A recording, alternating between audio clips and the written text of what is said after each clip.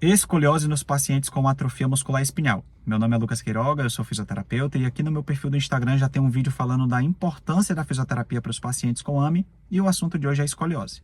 Então, para quem não sabe, a escoliose é uma deformidade que vai acontecer na coluna vertebral. Ela é multifatorial, mas nos pacientes com AME ela acontece devido à fraqueza muscular generalizada, que é a principal característica da doença, e por conta de uma redução da densidade óssea. Principalmente acontece no período do estirão de crescimento, onde essas crianças ficam mais expostas a esse tipo de deformidade. Vale salientar, turma, que a escoliose não tem um impacto somente estético. Ela pode interferir na função respiratória e, inclusive, no mau funcionamento de alguns órgãos que são protegidos pela parede torácica. Então, dito tudo isso, qual a função do fisioterapeuta? Eu costumo dizer que sempre é de caráter individual, mas eu gosto de trabalhar de acordo com a mobilidade do paciente e a gravidade da doença. Então, o que é que eu quero dizer com isso? Por exemplo, em pacientes com AME tipo 1, que tem uma mobilidade reduzida, eu gosto sempre de trabalhar com orientações quanto ao posicionamento, seja no leito ou na cadeira de rodas. No leito, você pode utilizar de travesseiros, pequenos rolos, com o intuito de promover o bom alinhamento biomecânico.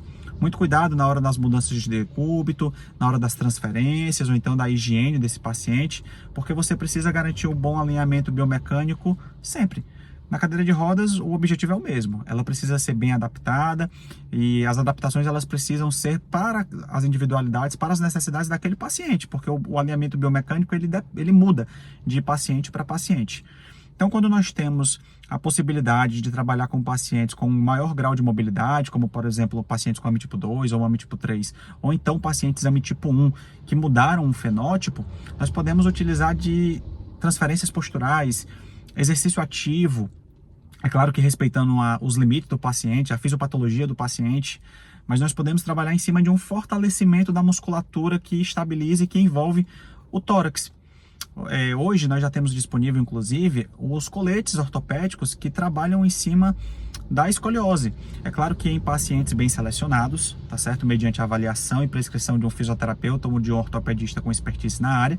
Não são todos os pacientes que vão se beneficiar do uso do colete, tá certo? Quero também deixar claro que o colete não tem a função de corrigir uma deformidade já instalada. Ele vai fazer parte de uma estratégia associada às mobilizações, fortalecimentos, alongamentos, e ele vai trabalhar em cima da prevenção e outro ponto importante, em cima do controle desses graus de escoliose, tá certo?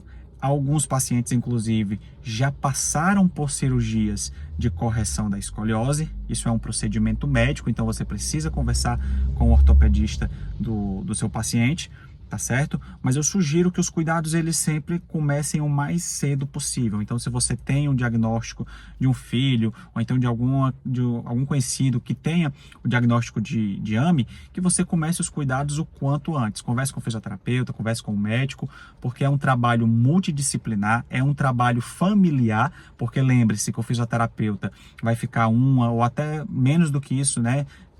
Em respeito a tempo com o paciente, e o resto do dia o cuidado ele precisa ser mantido pelos familiares e pelos cuidadores, tá certo? Então o objetivo é sempre a prevenção, o controle e em alguns casos alguns pacientes passam pela cirurgia.